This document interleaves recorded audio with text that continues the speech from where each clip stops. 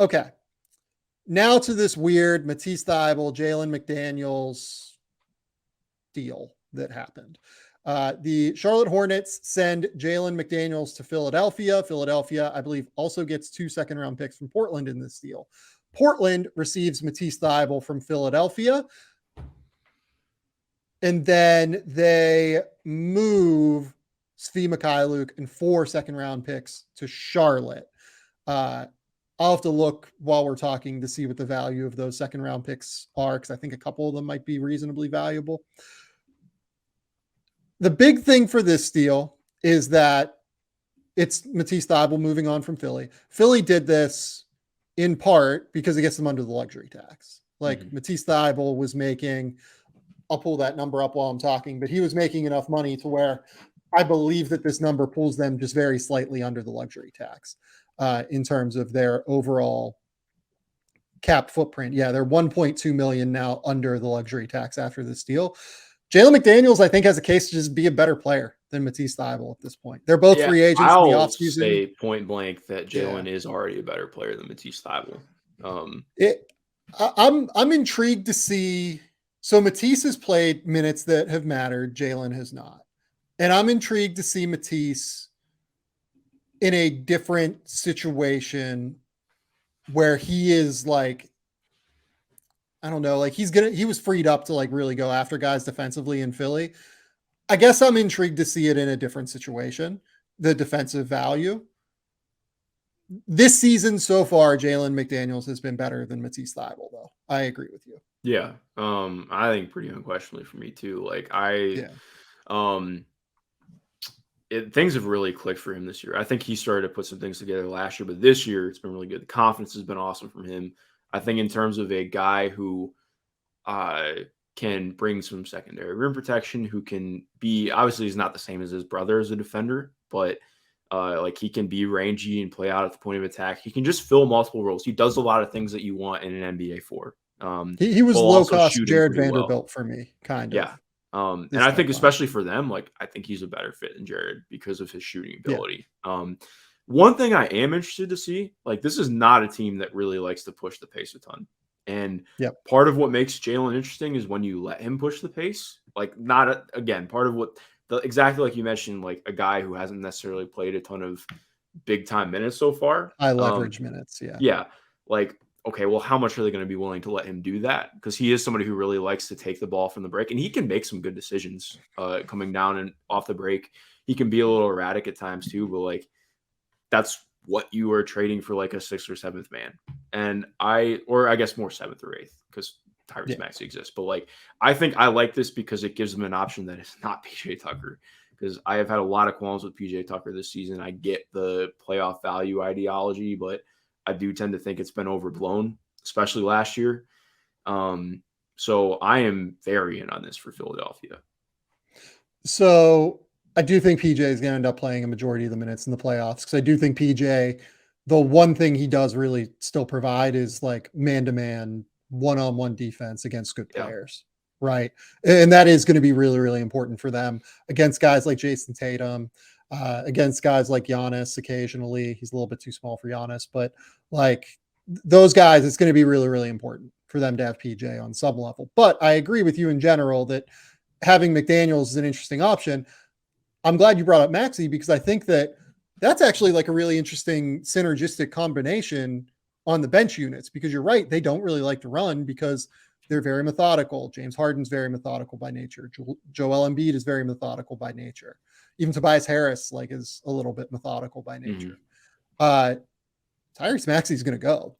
Like in those second units, like if you put him with Jalen McDaniels and Tyrese, like those two could really go and like really push the pace and change the tempo of the game, change the way things run. I think that's actually kind of an intriguing move for them, if I'm being completely honest. Yeah. And then from Portland's perspective, like I guess I'm okay with taking I mean, to me, this is a flyer. Like, I don't really know that I'm not super high on Matisse as a player, if we're just being honest. Like, I get that he does a ton of cool stuff as a off-ball roamer and defender, but point of attack defense is not good. the offense is just like pretty unplayable right now. And I think part Yeah. of what's vexing for me with this team is like part of the reason they trade Josh Hart is because they need a guy in the offense who is Right. going to be able to get more shots up on volume. And I think Cam Reddish solves that equation. Hitting the shots, that's another question. But I hope that they can empower him and believe in him and are able to make that work. But like with I Matisse, that mean, just that's such a substantial downgrade going from Josh Hart oh to Cam Reddish. We just need to be exactly. realistic about that, Yeah, right? no, For a team exactly. that like it seems like genuinely wants to make the play in or even the playoffs potentially, it's a significant downgrade to Yeah, I go from really Josh did Hart not to like Cam what Reddish. Portland did at the deadline, to be honest. I think So here's what I will ask you here now. Can you explain the difference for people between Gary Payton and Matisse Thybulle? oh, Gary's a better defender, if we're being honest. Yeah. Like I think I was, and I'm not meaning this to seem asinine, but I was kind of frustrated that Matisse made all defense last year. I don't think it was warranted. Like Strong agree. the year before, I thought so, but this last year and since he hasn't been Didn't nearly even as I didn't even think so that year. yeah. The year that he made it. That one, The like I at least felt better because he played way more minutes. Yep. But like I think as cool as the steals and blocks are, he is out of position a ton. So like I think part of what made him work so well was getting to play alongside Ben. Like when Ben was at his best as a defender, that allowed Matisse to be just an absurd hawk off the ball. Like, And and that Joel. was cool. Having Well, Joel yeah, as a and having backman as Joel. well. Exactly. Joel's a backline, but I think to me, like has always been like the better regular season defender to a degree. Obviously not this year, but that year I thought so. And I think what makes it difficult is like who on the Blazers is unlocking that for him. Like they do play a pretty aggressive scheme at times, but it's not like I don't. Part of the issue is like I think you can really get burned with letting him be aggressive. Yusuf Nurkic is roaming backline and taking care of this. Like I think that he can maybe fit in and do some things, but he really needs to rein in. Like he's not a very good screen navigator in some ways. Like he's good at in rear pursuit and like tipping the ball, but Yeah.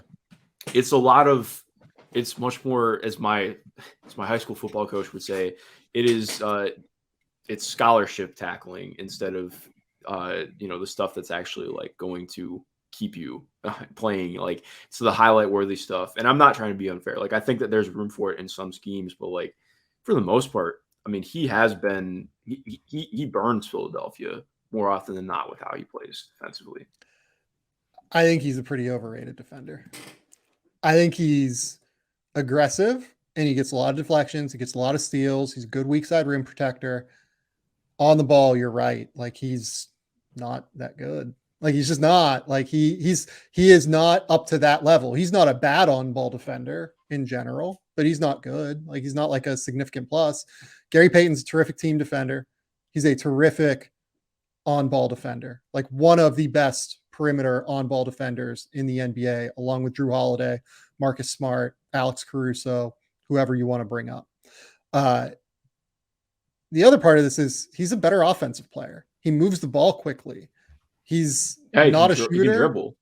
He can dribble. Like he grew up playing point guard. Like he can put the ball on the deck. He makes decisions well. Like he's just a more well-rounded player than Matisse Thybulle. So they downgraded going from Gary Payton to Matisse Thybulle, and they significantly downgraded going from Josh Hart to Cam Reddish. They did so at the price of picking up a first-round pick in the 20s. Okay, sounds good. I get it. Yeah, sure. Like it's just not. It's not something that's all that not all that interesting to me. Yeah. So I'm just very interested to see what this means for the rest of their season. Like, do they believe in some of their prospects that much that they want to play them more? So I, yeah, I'm not in love with it for what season Damian Lillard's having and what their clear needs were if they wanted to be better.